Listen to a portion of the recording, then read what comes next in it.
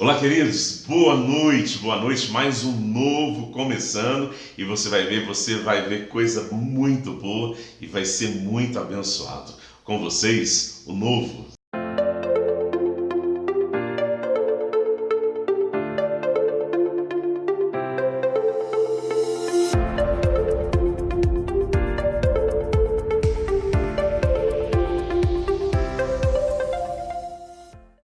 Como eu disse, nosso tema hoje é emoções. E o nosso convidado é o Felipe Neri, um psicólogo que vai trazer para nós uma visão muito gostosa, uma prosa muito boa quanto às emoções. Eu tenho certeza que você vai crescer muito, tá bom?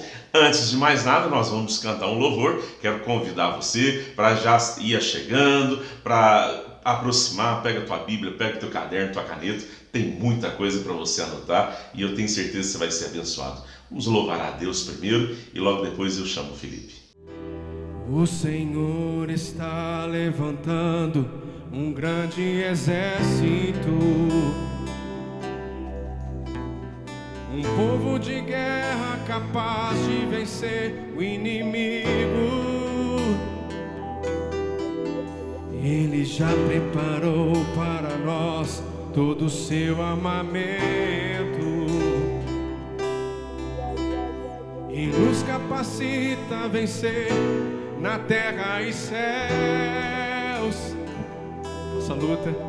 Nossa luta na verdade não é contra a carne ou sangue, mas contra principados e dominadores do mal.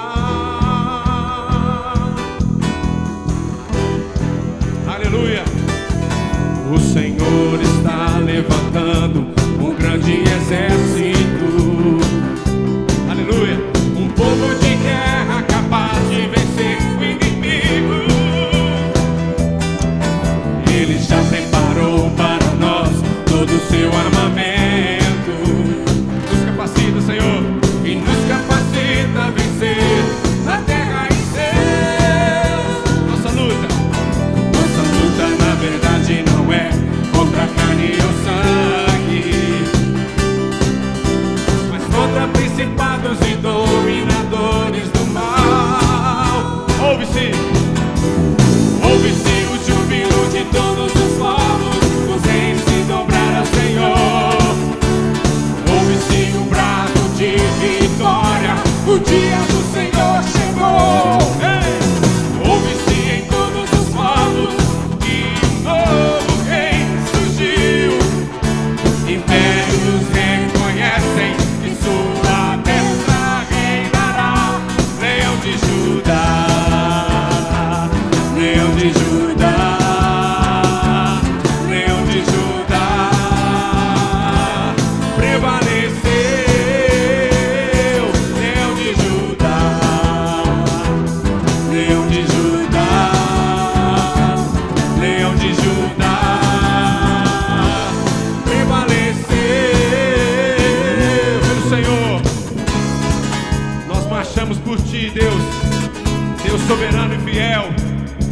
Pelo Senhor, marchamos sim, o Seu exército poderoso é. Sua glória será vista em toda a terra. Vamos cantar o canto da vitória. Glória a Deus, vencemos a batalha. Toda arma contra nós perecerá. E o nosso general é Cristo. Seguimos os seus passos, nenhum inimigo nos resistirá. E o nosso general é Cristo. Seguimos os seus passos, nenhum inimigo nos resistirá.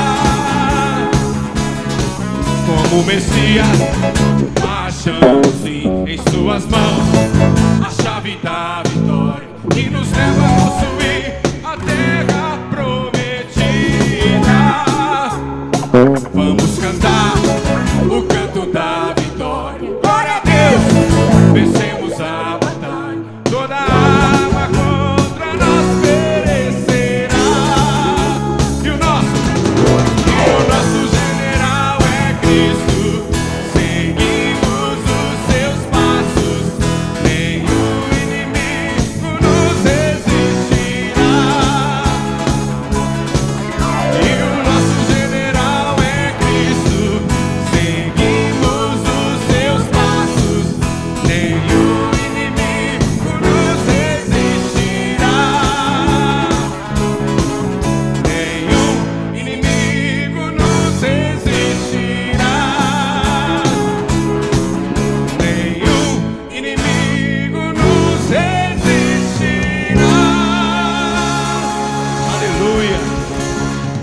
Olá, queridos, boa noite, boa noite. Hoje mais um novo. E como eu disse para você lá no início, tá aqui o Felipe comigo. Que alegria, viu, Felipe? Que coisa boa ter você aqui. Felipe, ele tem formação em psicologia, tem especialidade em terapia cognitiva comportamental e MBA em gestão estratégica de pessoas. Ministro de louvor da nossa igreja e casado com Natália. Faz parte do currículo. Obrigado, Felipe. Obrigado, viu? Imagina, obrigado a vocês. Um prazer estar com vocês aqui nessa noite aí. Que legal. E olha só, como a gente já havia aí falado para você ao longo da semana, né? Como você já tinha visto, nós vamos falar sobre emoções. Hoje nós vamos falar sobre aquelas coisinhas dentro de nós que às vezes dá um trabalho, né, Felipe? Bastante trabalho. Leva a gente a sofrer muito, mas também, ao mesmo tempo, leva a gente a ficar muito feliz. Sem dúvida. Na verdade, a gente Exatamente tem que isso. controlar as nossas emoções. Vamos conversar muito, tem muita coisa muito boa para nós conversarmos hoje. Então, convido você, já vai compartilhando essa live, tá bom? Compartilhe esse estudo, faça alcançar a mais quantidade de número possível de pessoas e dê também aí um joinha para você abençoar este canal, tá? Vou começar, o Felipe Leandro. Efésios 4, 26 e 27 diz assim: quando vocês ficarem irados, mas bravo mesmo, não pequem. De jeito nenhum. Quando ficarem irados, não pequem. Acalmem-se, acalme tua ira até o pôr do sol. Não dê lugar ao diabo. Efésios 4, 26 e 27. Isso é controlar emoções. Isso é administrar. Você pode ficar bravo, irado, mas assim, nervoso. Mas é engraçado que o texto bíblico de Paulo aos nossos irmãos de Éfeso não peque. Tente acalmar tua ira até o pôr do sol, até a noitezinha, de tardezinha. Tente acalmar tua ira para que você não dê lugar ao diabo. Falando nisso, Felipe, vamos orar primeiro? Senhor, obrigado, Pai querido, porque o Senhor é quem trabalha em nós, o Senhor é quem trabalha através de nós. E hoje tenho a alegria de ter, Senhor, esse rapaz tão fantástico, tão abençoador, Felipe, uma ovelha querida, aqui para conversarmos sobre um assunto tão abençoador.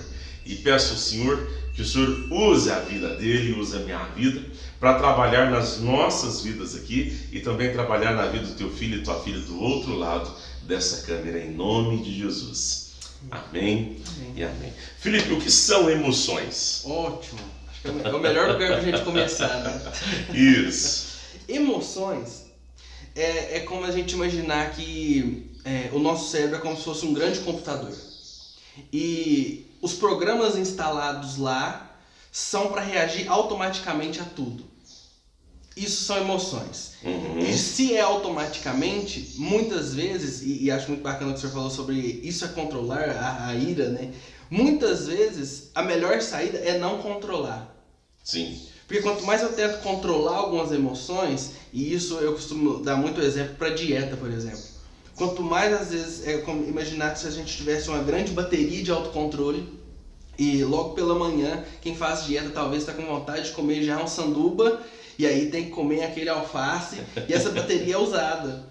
E aí na hora do almoço também gostaria de comer mais outra coisa e não usa e essa bateria é mais descarregada um pouco. Chega à noite, geralmente é o momento mais difícil de controlar, porque esse autocontrole já está baixo. Eu usei muito, eu preciso controlar o tempo todo.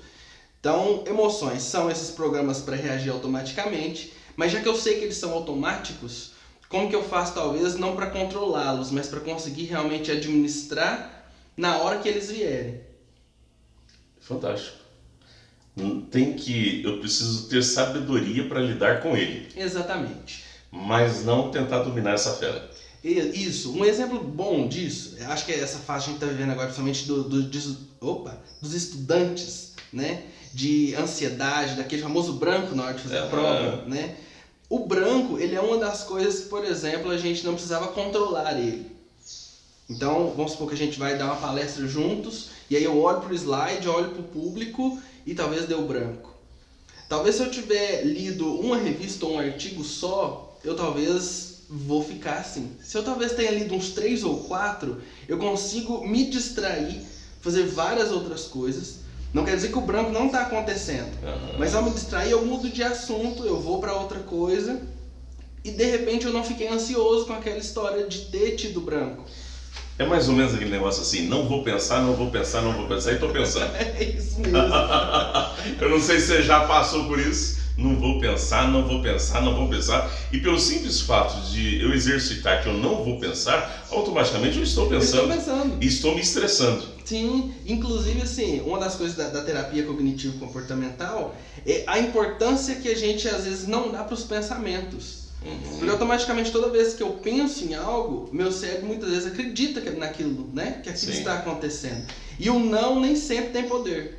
Porque para falar não, e se eu der o exemplo, o senhor não pense na Larissa agora, o nosso cérebro tem que entender o que é Larissa, como isso processa mentalmente para o senhor, e aí ele vai falar, nossa, eu não podia ter pensado nisso. Né? Mas ele tem que fazer esse processo naturalmente. Né? Entendi. Então é por isso que Paulo chega à igreja de Éfeso e fala assim, ó, pode até irar, não tem como controlar isso. Não tem como controlar. Não tem como não ficar com raiva. Sim.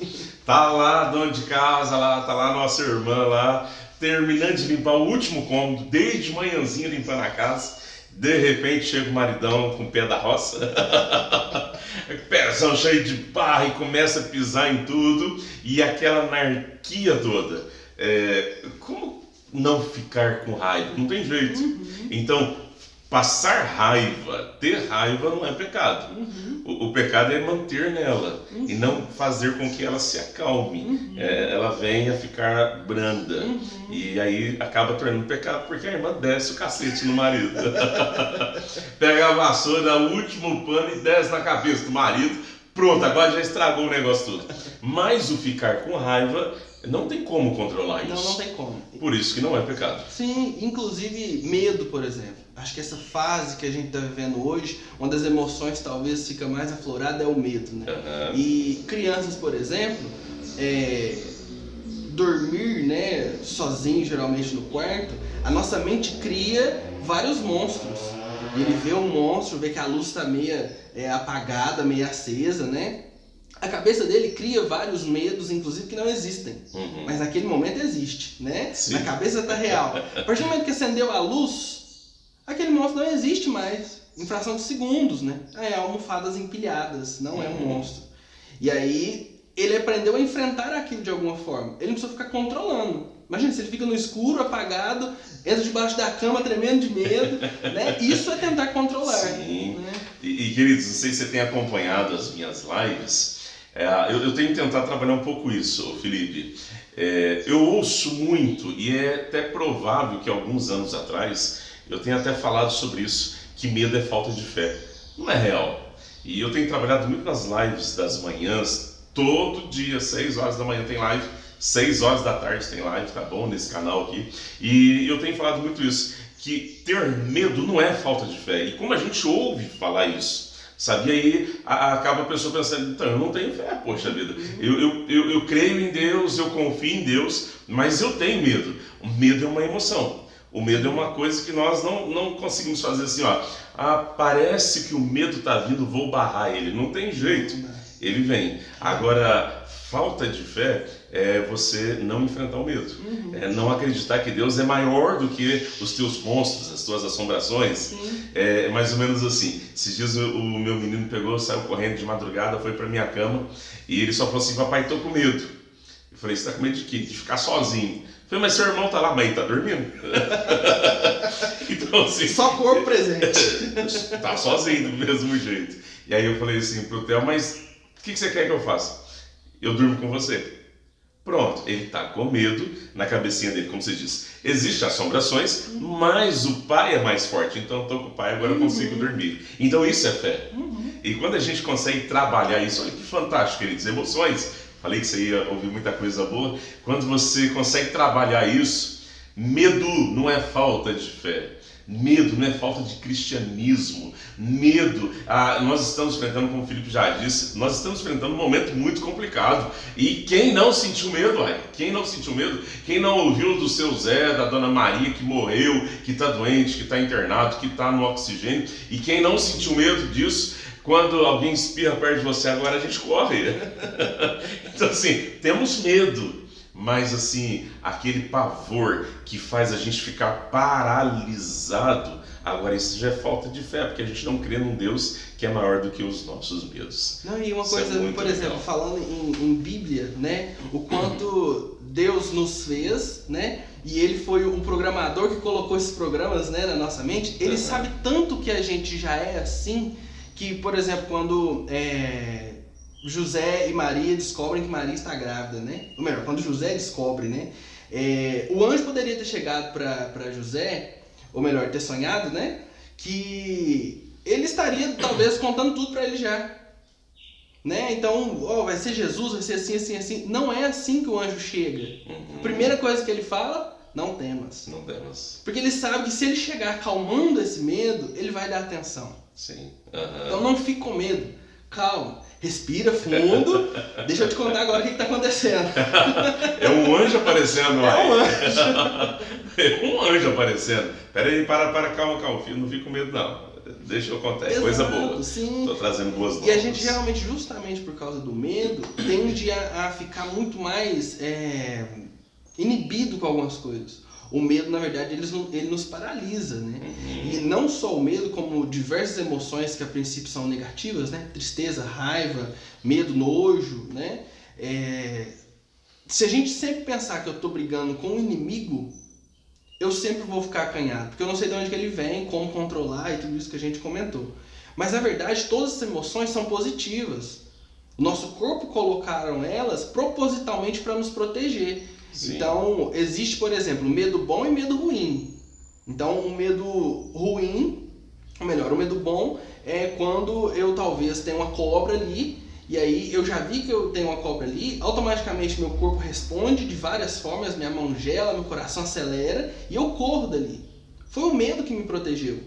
Então, ele é positivo. O que é um medo ruim? É talvez eu ter medo de ter contato com outras pessoas.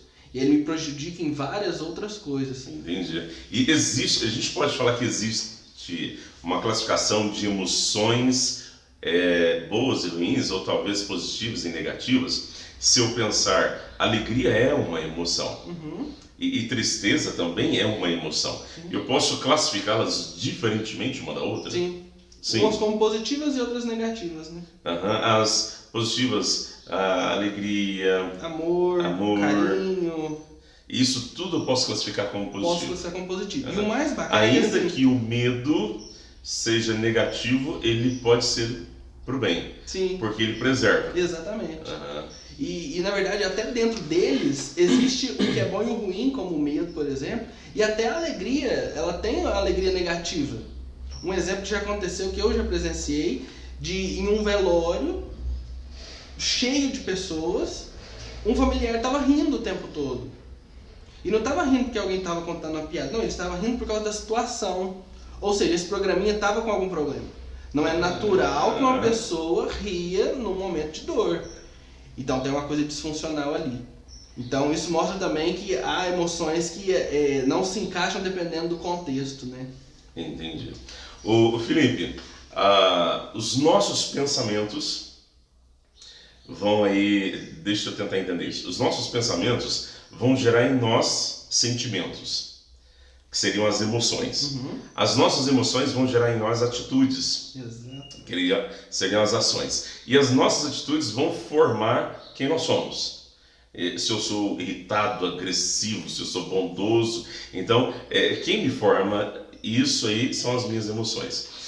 Então, para eu entender essa ramificação, se eu estiver correto nisso, eu estudei um pouquinho sobre isso. Se eu estiver errado, você me corta aí, não quero falar besteira não. Mas assim, então eu preciso, para controlar quem eu sou, ou pelo menos para me modificar, eu preciso modificar as minhas ações. Para modificar as ações, eu preciso modificar os meus sentimentos, as minhas emoções. Para modificar as minhas emoções, eu preciso modificar os meus pensamentos. E aí eu gosto de um texto bíblico que eu peguei aqui para a gente ler. Quer ver? Eu gosto desse texto bíblico aqui que está em Filipenses 4, versículo 8. Finalmente, irmãos, tudo que for verdadeiro, tudo que for nobre, tudo que for certo, tudo que for puro, tudo que for amável, tudo que for de boa fama, se houver algo excelente ou digno de louvor, seja isso que povoe os teus pensamentos. Então, assim, quando Paulo está falando aos Filipenses, Paulo chega e fala assim, olha, comece a modificar teu medo. Não é à toa que ele diz também aos Romanos 12, 2. E Romanos 12, 2, ele vai falar, rogo-vos, pois, Romanos 12, que transforme a vossa mente para que experimenteis qual seja a boa, perfeita e agradável vontade de Deus. Então, assim, transforme a vossa mente. Não vos conformeis. Não tome a forma do século, que seria quem sou eu.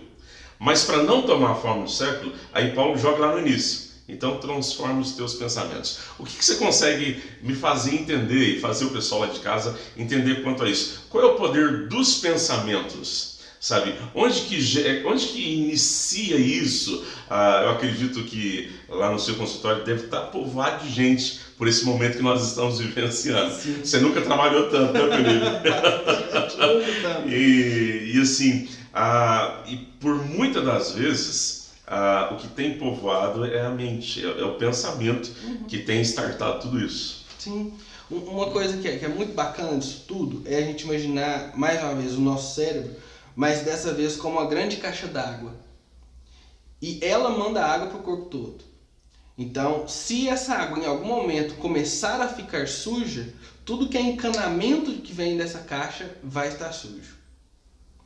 E aí, onde, por exemplo, fibromialgia acontece. Essa caixa d'água, esses pensamentos muitas vezes não só intensos, como às vezes desorganizado. E desorganizado não é a ideia de que, nossa, eu não sei o que eu estou fazendo. É um dos problemas do gago.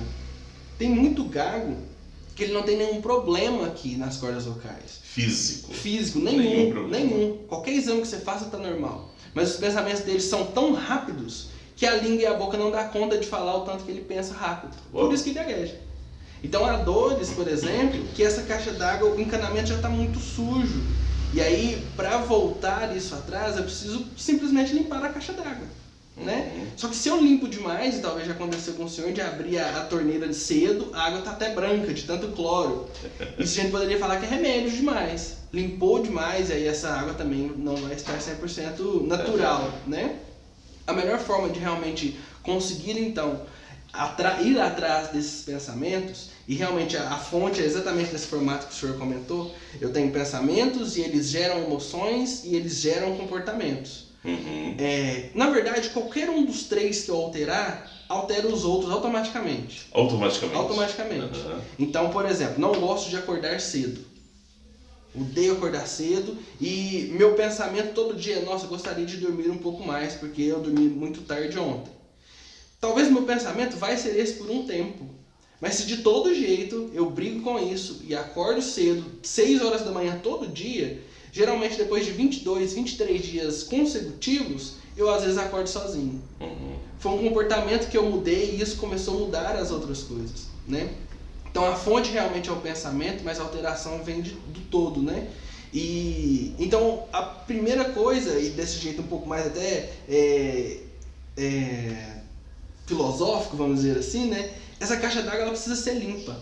Sim. E quando eu vejo esse versículo de Filipenses, ele fala justamente sobre como fazer para ficar limpo, né? Que os comportamentos que eu preciso ter, que os pensamentos que é bacana de praticar, e à medida que eu vou praticando, ser mais amável, ser mais empático, ter um pouco mais de carinho, enfim, colocar mais emoções positivas nisso tudo, né? Automaticamente esses pensamentos, essa caixa d'água vai sendo limpa no decorrer do tempo. Isso é muito legal. E pensando na tua caixa d'água aí, ó, você tem enchido ela de quê? Quais os pensamentos você tem enchido essa caixa d'água aí? tem enchido essa caixa d'água de pensamentos negativos, tem enchido essa caixa d'água de porcariada, ou então de uma mídia terrível, essa mídia que tenta aí distorcer tudo. Do que você tem enchido essa caixa d'água sua aí? Agora, se for de tudo que é puro, perfeito, santo, se existe algum louvor, tudo isso só pode ter uma fonte que é Deus, né, Felipe? Tudo isso só pode originar-se de Deus. Então, assim, a gente precisa começar aí. E eu gosto, Felipe, às vezes quando eu falo com adolescentes e com crianças, eu uso 2 copos.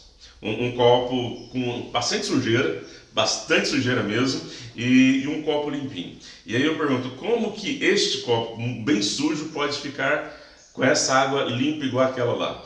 E aí eu venho com uma jarra grandona de água limpa. E vou entornando aquele copo ali, ele vai transbordando sujeira para todo lado, transbordando, até que aquela água fica limpa, igual outro copo. Então, a gente tem que injetar coisa boa dentro da caixa d'água para fazer a sujeira. Ótimo exemplo. Augusto Cury, alguns entendem Augusto Cury, um psicólogo, psiquiatra, cristão, um pensador, entende ele como autoajuda, não sei se isso é positivo ou negativo para alguns, mas indiferente.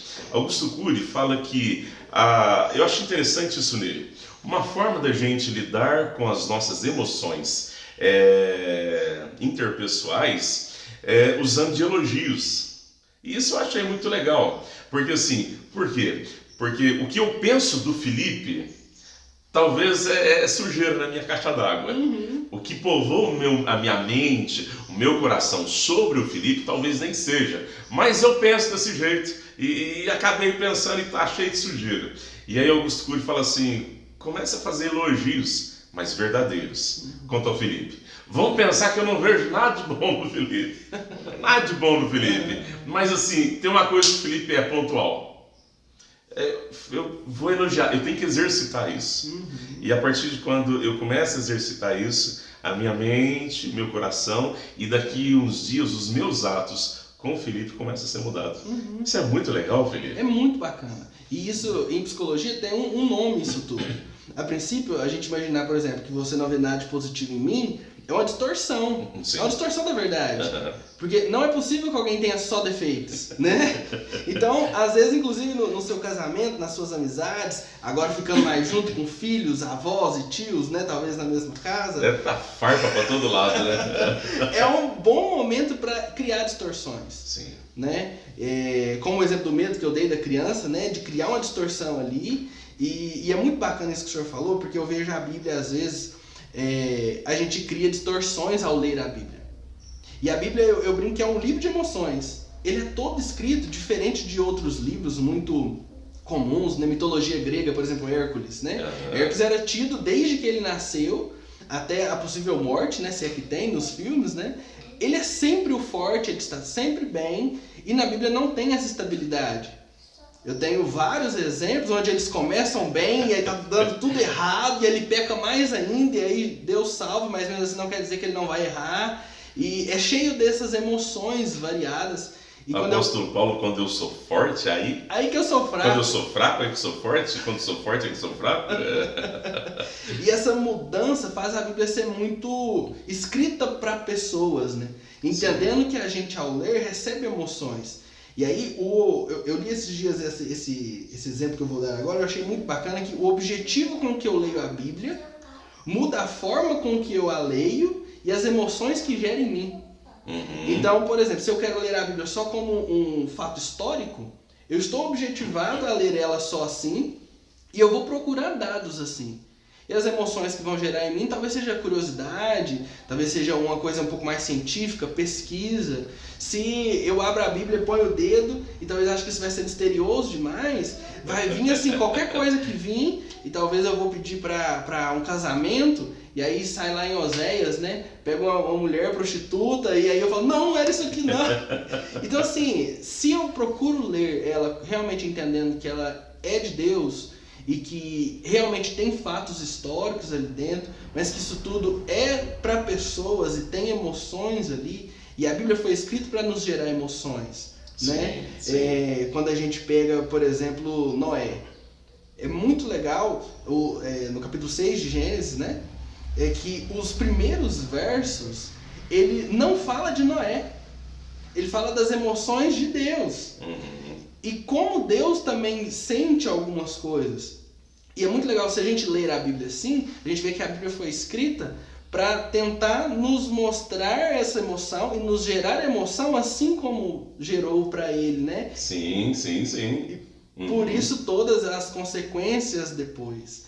E isso é muito bacana da gente olhar para a Bíblia assim, né? Entendendo que ela é esse livro de emoções e traz referências para isso. Né? Isso é tão legal porque faz a gente mudar até a nossa leitura bíblica. Sabe? Você tem que ler a Bíblia com a palavra de Deus. E aí, se você entende ela com a palavra de Deus, aí o que você precisa ser tratado, Deus vai te tratando, usando emoções. Exato. Maravilhoso. Então, queridos, deixa eu fazer uma pergunta agora bem profunda para o Felipe. Felipe, o quanto as emoções podem ser nocivos ao nosso físico, mas não só ao nosso físico, como também ao nosso espírito, né? A nossa vida espiritual, a nossa vida física. O quanto as nossas emoções podem nos afetar? Pode nos afetar 100%. 100%. 100%. Então, por exemplo, quando a gente pega episódios depressivos, a gente sempre acredita que é quase como um bichinho que pica a pessoa, né? E aí, a partir desse momento que ela foi picada, ela começa a deixar de fazer coisas e talvez uma tristeza muito profunda e talvez entre num quarto fechado e não tenha vontade de fazer mais nada. Isso é um pensamento comum. Mas, na verdade, geralmente é o contrário. Eu começo a ter tantos pensamentos distorcidos, como a gente comentou agora há pouco, que eu começo a deixar de fazer várias coisas. Eu começo a não gostar de trabalhar do mesmo jeito e eu paro de trabalhar. Eu às vezes não quero mais ter contato social e eu começo a me isolar. E aí a depressão, esses episódios depressivos, essa tristeza profunda, começa a realmente tomar conta disso. Me paralisando, né? Às vezes eu não faço mais nada. E falando em depressão, por exemplo, a palavra depressão começou a ter ser sinônimo de pessoas que talvez não quer fazer nada, preguiça, vai capinar um lote, isso vai melhorar, né? E é uma doença real. E aí, um exemplo muito bacana sobre depressão, a palavra depressão, é que, por exemplo, uma das primeiras coisas que quando um engenheiro geralmente vai pavimentar uma rodovia, ele olha a depressão da rodovia, que é justamente os altos e baixos que está acontecendo ali, se faz um túnel, se dá a volta, né? Ou se arranca ela e deixa toda assim. E com a gente acontece a mesma coisa. E pensando nisso, se a gente faz um exame de eletrocardiograma, o ideal é que ele suba, pip, desça, pip, suba, se estabiliza, você fica parado e faz pip, já não tem mais o que fazer.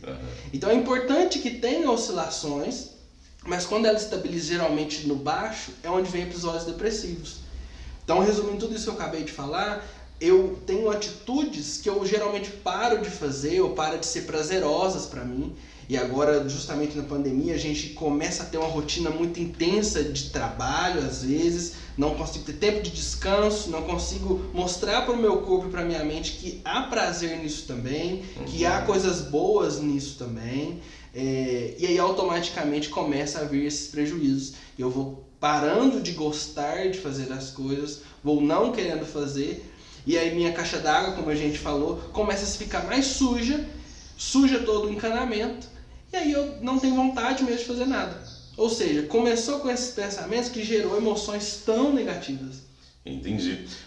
Então, assim, ela passa a ser tão nociva, a ponto de nos adoecer. Mas existe, assim, eu sei que o teu consultório vai sempre ser cheio. Sempre ser cheio. E eu não falo nem em nome de Jesus, porque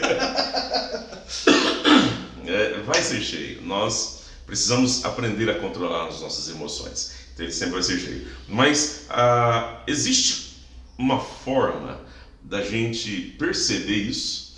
Existe uma forma da gente começar a ver os primeiros sintomas para que assim, ou eu não vá ao teu consultório, porque eu consegui, graças a Deus, ver ali os primeiros, ou então se eu for, eu já estou nessa caminhada, em vez de chegar lá no seu consultório e ficar aquele tempão, meses, quem sabe anos, e sem ainda conseguir o fio da meada para começar a destrinchar. Tem como eu perceber fagulhas disso no início? E quando eu percebo, o que eu devo fazer? Bom, a primeira coisa, a gente é um ser social.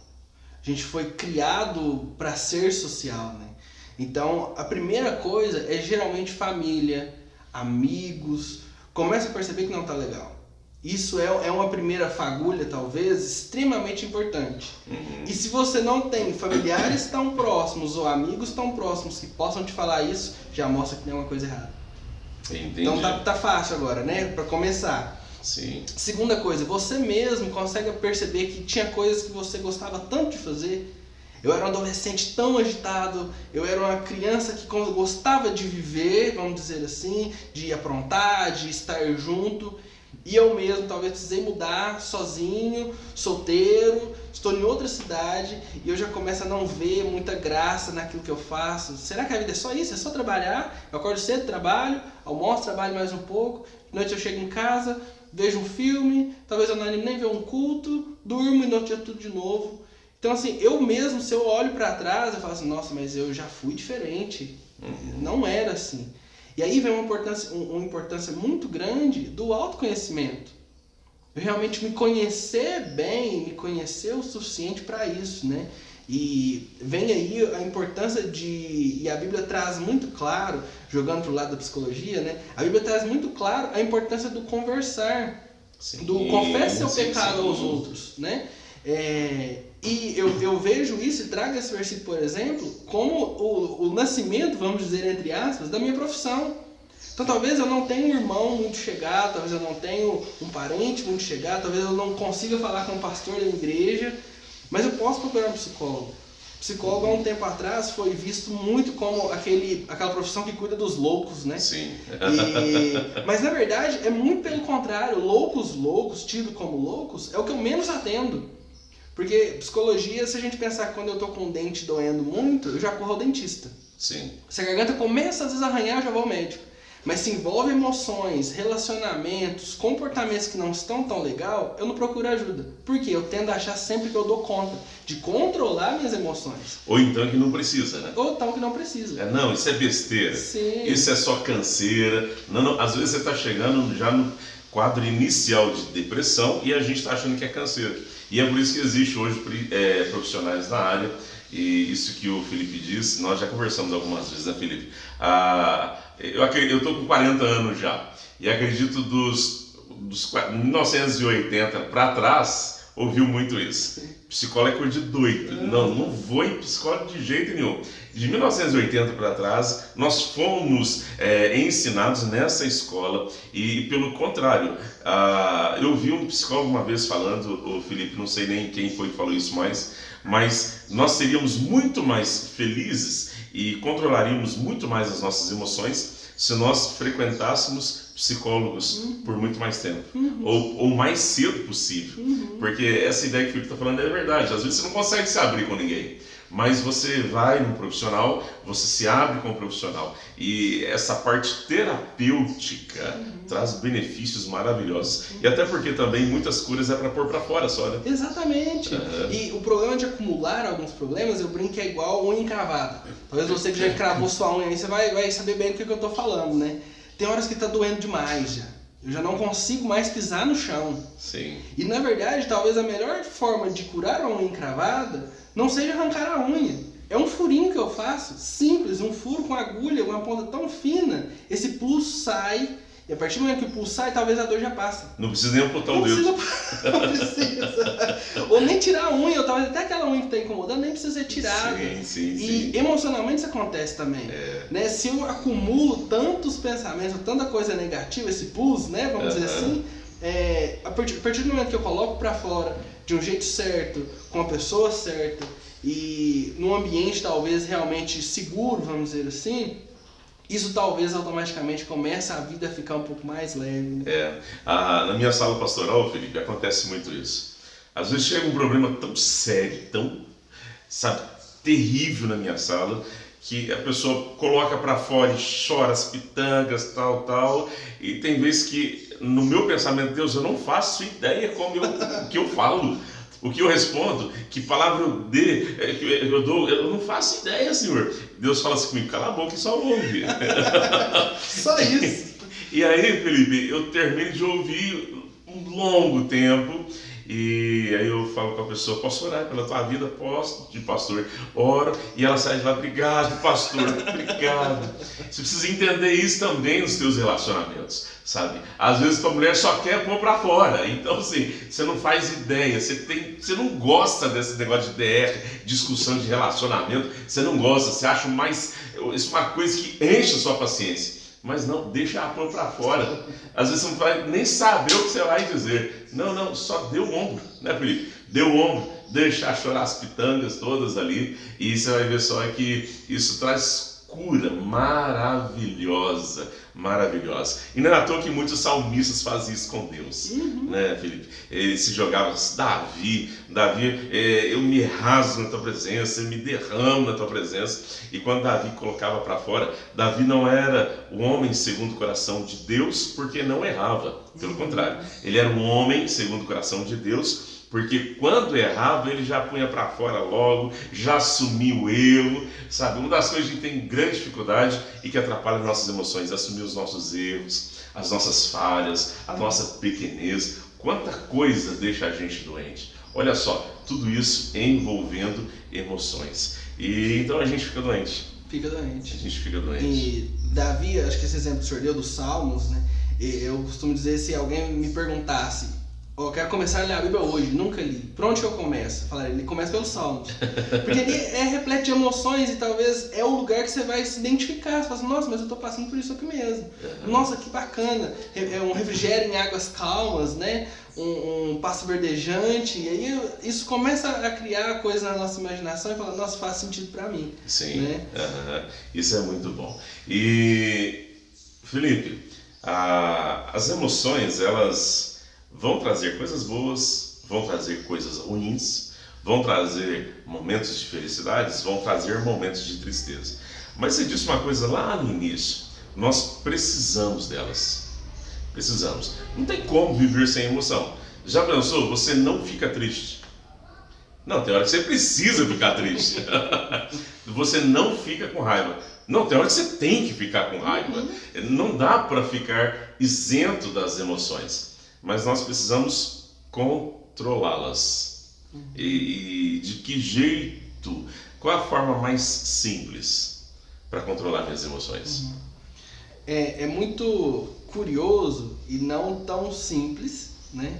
Mas a primeira coisa, como eu comentei antes, é esse autoconhecimento, né? Eu entender que limite que eu vou, que limite que eu posso. Então, um exemplo, por exemplo, é ótimo. De namoro ou de possível casamento.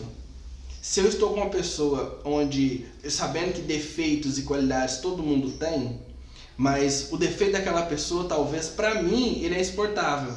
Uma pessoa que tenha raiva, talvez, com uma frequência maior, e isso para mim talvez seja muito pesado, eu não consigo lidar com quem tem raiva o tempo todo, já mostra que aquela pessoa talvez não seja ideal para mim. Porque eu não consigo tolerar aquilo. Agora, se eu, talvez uma pessoa que só tenha um episódio de tristeza e talvez aquela namorada, aquela esposa que talvez só chore, talvez não brigue, mas ela chore e talvez, não, isso aqui é tolerável para mim. Então, não só o autoconhecimento de entender o limite que eu posso chegar, o limite que eu mesmo já vi que eu consigo, como da outra pessoa, o que da outra pessoa, para mim, realmente é tolerável ou não. Então, uma forma talvez não fácil, porque a palavra fácil, assim, ela é tão variável, talvez eu não vou usá-la. Mas uma forma talvez mais simples de a gente começar a reconhecer isso em nós é justamente esse autoconhecimento. E esse conhecimento do outro também. O segundo, a importância também de conseguir conversar sobre isso, o não acumular isso, né? Isso vai entrando nesse quesito da unha inflamada que eu comentei com vocês, né? É importante realmente colocar isso para fora, mas conseguir inclusive colocar para fora, e algumas coisas talvez eu vou precisar colocar para dentro de novo, porque é meu, né? Eu sou assim, meus pais são meus pais, isso não tem como mudar, isso faz parte de mim, e entender como isso me influenciou, por exemplo, até hoje. E talvez com costumes, né? É muito comum quando a gente tem criança pequena, você fala assim, tá fazendo igualzinho o pai, igualzinho a mãe. É natural isso, né? Então, a partir do momento que talvez a gente consiga olhar para isso com um olhar mais crítico, e talvez aí tá uma grande sacada, a gente realmente não imaginar que tudo aquilo que está acontecendo comigo vai ser estático, que vai ser para sempre, mas conseguir sempre repensar da onde eu vim, o que eu realmente quero fazer com isso, porque senão a vida fica lá Zeca Pagodinho, né? Deixa a vida me levar, e as emoções não entendem isso, e o nosso cérebro não entende isso, e a gente é máquina, a gente é imaginar como um carro. Se ficar parado ou se eu usar uma gasolina de má qualidade por muito tempo, esse carro chega uma hora que ele não vai aguentar. Então os nossos pensamentos seriam esse combustível. Se eu alimento eles ou não tento encontrar realmente um combustível saudável para isso tudo, chega um momento realmente que não se dá conta, né? Eu li Augusto Cury, ele fala sobre isso também. Você primeiro tem que fazer um autoexame, mas também permita que as pessoas te examinem e te dêem um relatório. Como que você acha que eu agi? O que você acha de quando eu fiquei com raiva? Sabe, ouça isso, faça um filtro disso, e aí tendo esse autoconhecimento, quando você passa a ter um autoconhecimento, você passa a controlar melhor as suas emoções. Não, eu achei fantástico esse exemplo que o senhor deu, que eu me lembro de Jesus. Jesus chegando em uma cidade, agora não me lembro exatamente qual, a primeira coisa que ele faz ao chegar na cidade, ele pergunta para os discípulos, quem eles estão falando que eu sou? Sim. E a gente geralmente não gosta de ouvir a opinião do outro. Estão falando mal de mim, estão falando bem de mim. E é extremamente importante. Jesus, que era Deus, preocupou em saber o que os outros estavam falando dele. Porque é mediante o que o outro vai falar, que é como ele está me vendo, que eu tenho que me expressar melhor. Talvez se o pessoal estivesse falando qualquer outra coisa dele, ele com certeza mudaria as atitudes. Não, se eu fizer tal milagre agora, isso pode não, talvez, fluir o resultado que eu gostaria. Então, se eles estão achando que eu sou só um milagreiro, vamos dizer assim, eu tenho que fazer outra coisa. Né? E isso é importante para nós, ter esse filtro também. Né? O Augusto Cury, ele fala assim, eu estou falando muito do Augusto Cury porque eu gosto dele. Leio poucos livros, eu gosto mais de ouvi-lo, sabe? Eu gosto de filtrar o Augusto Cury. E ele se autodenomina como um ex-ateu mais do que Nietzsche. Isso é ele falando. E como ele passou a acreditar em Deus? E começou a estudar a Bíblia. Ele falou, eu quero ver esse cara aí. Ele achou que ia encontrar um cara frustrado, Jesus frustrado, chateado, porque o pouco que ele conhecia da Bíblia, ele sabia que Jesus lidou com pessoas. Então, assim, e uma das coisas fantásticas que eu nunca tinha visto isso, a forma maravilhosa de Cristo controlar suas emoções, está no controle de suas emoções. Ele sabia que Judas ia traí-lo. Ele sabia que ele ia ser vendido por algumas moedas de prata. Ele sabia que ia ser com um beijo. Ele sabia quando ia ser, tanto é que ele avisa os discípulos, chegou a minha hora. E ele estava lá e chegou o quê e tal? E de repente aparece o exército e Jesus avisa que o traidor anunciaria com um beijo e ele vai e o beija.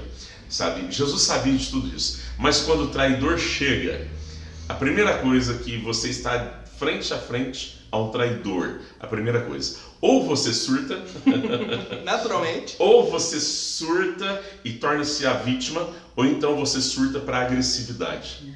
Então Augusto Cury, trabalhando as emoções de Cristo, ele fala assim, e às vezes nós somos assim, ou você surta e chora todas as pitangas a semana inteira, chora para a sogra, chora para as cunhadas, chora para os cunhados, só fica chorando. Ou então você surta e já vai brigar com a sogra, com as cunhadas, porque culpados são elas que deixou o maridão lá mimado demais. E Jesus, em vez de ir para os dois extremos, Jesus passou a controlar suas emoções. Primeira coisa que ele diz para Judas: amigo. Uau! Essa palavra arrebentou, desmontou completamente o seu inimigo. Quando Jesus vira para ele e fala assim, amigo. Quando ele fala amigo, Jesus está em total controle de suas emoções. Ele não surtou. Ele não está surtado com o traidor, mas ele o chama de amigo, com quem ele conviveu 3 anos da vida dele. Então, quando ele chama amigo, na hora ele já mostra que ele está em total controle da situação. E aí ele vem com uma pergunta estarrecedora para o próprio Judas agora. O que você veio fazer? Então, assim, ele para Judas com essa pergunta: o que você veio fazer? Eu estou vendo Judas meio que tropeçando as próprias pernas, gaguejando agora, Judas nervoso e não mais Jesus nervoso. E tanto é que Judas entra numa situação tão complicada de suas emoções que Judas vai se enforcar. E já Jesus não. Jesus, ele se mantém no controle das suas emoções. As emoções, elas virão, não tem jeito. Jesus chega para Deus e fala assim: olha, se possível, passa de mim esse cálice. Eu não quero beber dessa bebida, mas tudo bem, seja como o Senhor quer. Então, a emoção de Jesus não querer ir para a cruz foi muito latente nas Sagradas Escrituras. Mas, ao mesmo tempo, ele controla a emoção e se submete à vontade de Deus. Então, esse controle trouxe para Augusto Cury o extraordinário. Ele falou assim: olha, tem que ser Deus, porque nenhum outro ser humano chegaria ao ápice. Mas nós podemos ir controlando, lógico, através do trabalhar do Espírito Santo. E isso é muito bom. Felipe, eu quero terminar com um texto bíblico. Eu estava separando aqui, eu estava pegando enquanto você falava e dei uma cafunchada aqui e peguei Romanos 12 mesmo, que a gente começou. Não vos conformeis, mas transformai-vos pela renovação da mente. Então renove a sua mente, renove os seus pensamentos. Aí Paulo falando lá aos Filipenses, tudo aquilo que é puro, perfeito, agradável e tal, seja isso que povoe, arranca a sujeira. Meu marido não presta, meu filho não presta, minha mulher não presta. Arranque esses pensamentos, colocando coisa boa no lugar. Não dá para tirar e ficar neutro e depois pôr. Então a gente vai pondo coisa boa para coisa ruim ir saindo. Você vai ver que você vai ver seu maridão de outra forma. Você vai ver a tua esposa de outra forma. Você vai ver a tua sogra de outra forma. Isso é maravilhoso. Sou apaixonado pela minha sogra, mas eu vejo que isso não é para muita gente e é possível. Mas voltando a Romanos, capítulo 12 ainda, no versículo 18, ele fala uma coisa fantástica. E eu queria que você explicasse para mim isso aqui. Isso é maravilhoso. Se for possível, quando depender de vocês, de vós, tende espaço com todos. Então, assim, ele deixa uma coisa assim meio que em aberto. Se for possível, depender de vós, tende espaço com todos. Não vos vingueis, versículo 19, a vós mesmos, amados, mas dai lugar à ira de Deus, porque está escrito: minha vingança eu retribuirei, diz o Senhor. Então assim, você não tem que ficar vingando, aquela anarquia, todo mundo brigando pelas suas emoções. Deixa que Deus cuida. Mas e esse negócio aqui, Felipe? Se for possível, o que depender dele lá em casa, dela lá em casa, o que for possível, o que depender deles, que você tenha paz. O que Paulo está tentando me ensinar aqui com as minhas emoções? Em química, tem uma expressão que fala que toda ação tem uma reação. Isso explica muita coisa ali. Talvez você em casa já ouviu a expressão quando um quer, dois não brigam, né? E é basicamente isso que ele quer dizer. A forma com que eu ajo com o outro faz ele reagir diferente. E o senhor, inclusive, ainda estávamos nos cursos presenciais, né? E o senhor deu um exemplo de um filho, ou melhor, uma filha que estava querendo divorciar do marido. Às vezes querendo até matá-lo, o senhor lembra disso? E pediu um conselho para o pai, e pediu um veneno, né, para dar. E o o filho começou a dar aquilo, né? A filha, melhor, começou a dar aquilo com uma certa frequência, mas ele começou a mudar as atitudes dele.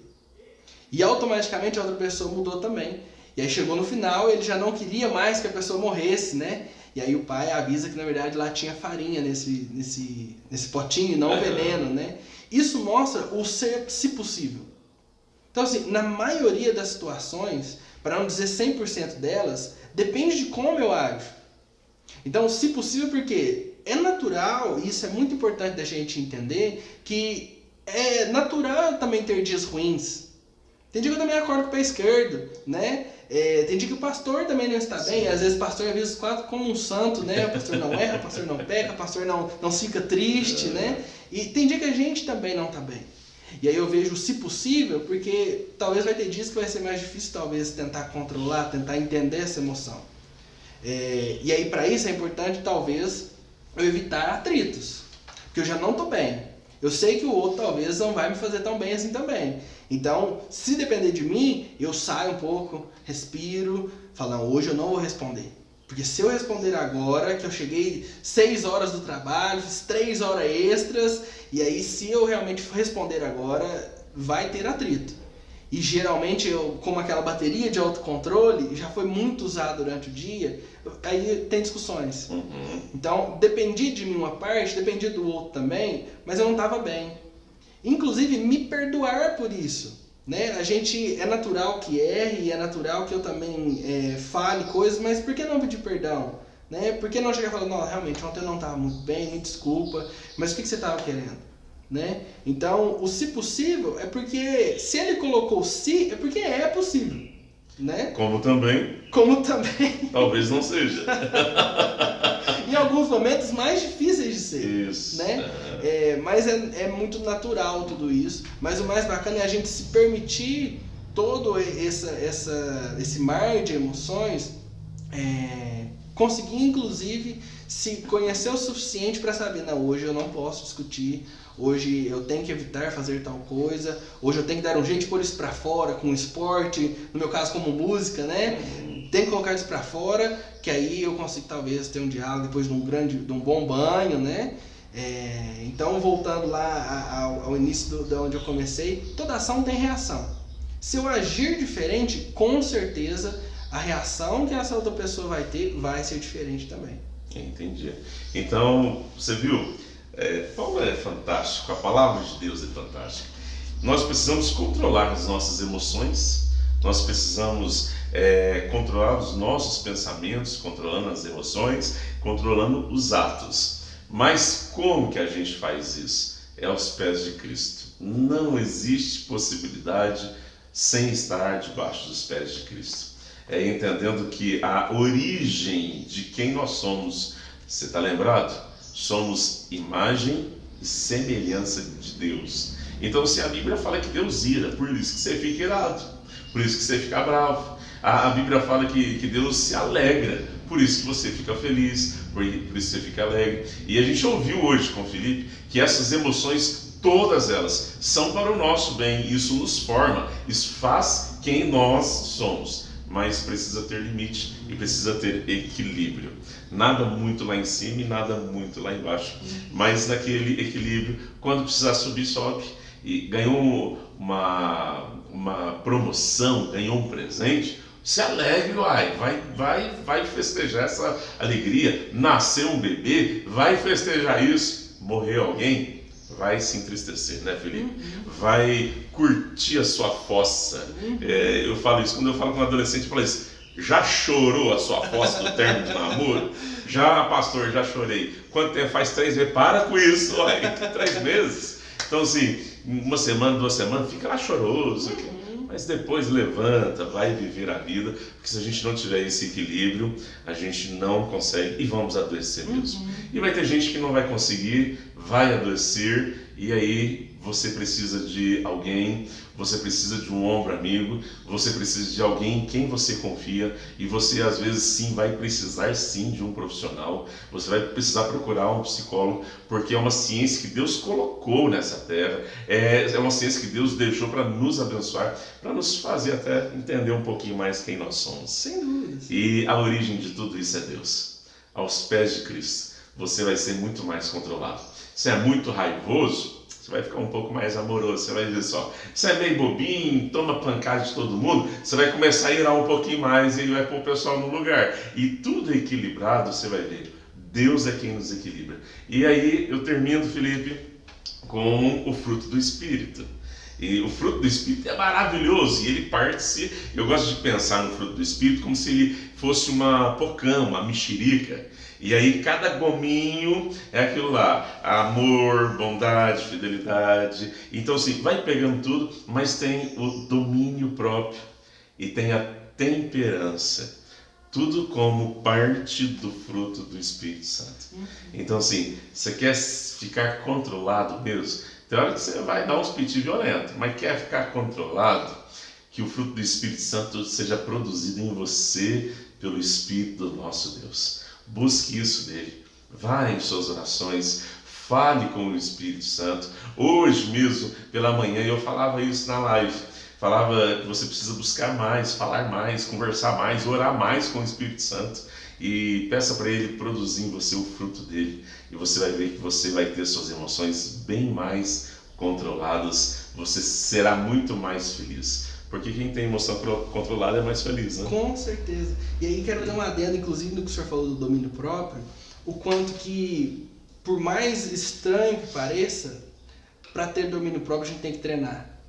É verdade. E treinar isso não quer dizer que vai ser simples. É verdade. Isso é verdade. Então, talvez seja necessária a força, curtir essa força, entender como inclusive eu fico na tristeza e vou precisar sentir ela e treinar ela. A raiva da mesma forma. Tem muita gente que ainda brinca, né, que eu não vou pedir mais paciência para Deus porque Ele nos prova nisso, né? Então, treinar isso é parte do domínio próprio. Qualquer domínio musical, por exemplo, eu só vou ter o domínio daquele instrumento a partir do momento que eu treinar. E treinar com técnica, treinar da forma certa. Corta, sem dá exagero. calo. Exato. Dói aprender. Né? É o exemplo da criança que às vezes machuca o joelho. E é importante às vezes machucar o joelho. Né? Se eu tentar proteger demais, eu não crio resistência àquilo, né? Então é entender que ele vai sangrar, que eu às vezes vou ter que ir no médico, vou jogar um remédio que machuca, mas depois cria uma casquinha e talvez vai ficar uma marca a vida toda ali para eu sempre lembrar que eu não posso fazer aquilo. Então domínio próprio entra nisso, a gente precisa treinar. E se a gente não busca isso talvez de uma forma mais amável, Deus nos treina. Sim, né? E Ele nos mostra e nos dá provas para isso. Pé de muitas bailarinas, que pé feio. Realmente. Pé todo detonado, jeito de calo, mas quando ela está apresentando aquela graciosidade nos seus movimentos. É treino. E a gente precisa treinar. Treine ser feliz. Treine ficar bravo. Treine. E que Deus proporcione e te dê graça para o teu crescimento, tá bom? Considerações finais, Felipe. Bom, primeiramente queria agradecer ao pastor pelo convite de estar aqui. Pensando principalmente nesse momento que a gente está vivendo, o que eu gostaria muito de deixar com os irmãos é que a gente, por estar em isolamento social, ou pelo menos o máximo que deveria conseguir estar, muitas vezes a gente se vê sozinho. A gente se pega sozinho e fala, nossa, agora eu não tenho mais amigos, eu não posso ter contato com famílias. Mas lembre-se sempre que a gente como igreja faça com que você não esteja sozinho, né? A gente está à disposição, eu como profissional também estou à disposição, inclusive na nossa igreja há vários profissionais dessa área e louvo a Deus por isso, né? O irmão não está sozinho, a irmã não está sozinha. E principalmente dentro de casa, Deus, o Criador de você, das suas emoções, e por mais estranho que pareça, o Criador da pandemia, o Criador disso tudo, Ele está com você. Ele com certeza criou a doença, Ele tem um antídoto para isso, seja nas nossas emoções ou o Covid-19. Então é a gente crer nisso, que você não está sozinho nisso tudo. E pensando nisso, a gente talvez fique um pouco mais calmo, consiga inclusive procurar ajuda nesse sentido. Mas o que a gente pode ter certeza é que o médico dos médicos, o psicólogo dos psicólogos está com a gente o dia todo, o tempo todo, e que às vezes a gente não precisa nem orar. A gente simplesmente pensar, fazer uma oração em pensamento, Deus nos ouve. Amém, amém, Felipe. Obrigado. Obrigado, você. Nossa, gratidão é minha, viu? Já é pra gente ter gravado isso, feito Um bom isso, tempo, né? batido essa prosa, mas chegou o momento certo e fico feliz, viu? Obrigadão mesmo, muito obrigado. Tenho certeza que você foi muito abençoado aí, e é isso que o Felipe está falando. Use todos os momentos, tá? Use as alegrias, use os medos, use as enfermidades, use as frustrações, mas use para você crescer. Porque adianta passar tudo que você está passando e não crescer, não faz isso. Não desperdice essa grande oportunidade de crescimento. Que Jesus guarde o teu coração de uma forma muito especial. Ore conosco, Felipe. Amém. Faz o favor. Pai, no nome de Jesus, quero te agradecer pela oportunidade que o Senhor nos dá, não só de conversar sobre isso, mas de entender que o Senhor nos criou assim, o Senhor nos fez ser assim, e que só o Senhor realmente pode nos acalmar e trazer todo o alento ao nosso coração, ó Pai. Que o Senhor nos abençoe, nos dê direcionamento nessa semana, nesse ano, que o Senhor realmente nos mostre a direção e o caminho e o acalento que só o Senhor tem, no nome de Jesus. Amém. Que a graça do Senhor Jesus Cristo alcance teu coração e te abençoe. Que o amor de Deus te envolva e que o poder do Espírito Santo produza em você o fruto dele, para que você tenha cada vez mais autodomínio, para que você seja abençoado em tuas emoções. Em nome de Jesus. Deus te abençoe, Deus te fortaleça. Mais uma vez, obrigado, Felipão. Obrigado a vocês. Deus te abençoe. Amém. Fique com Jesus.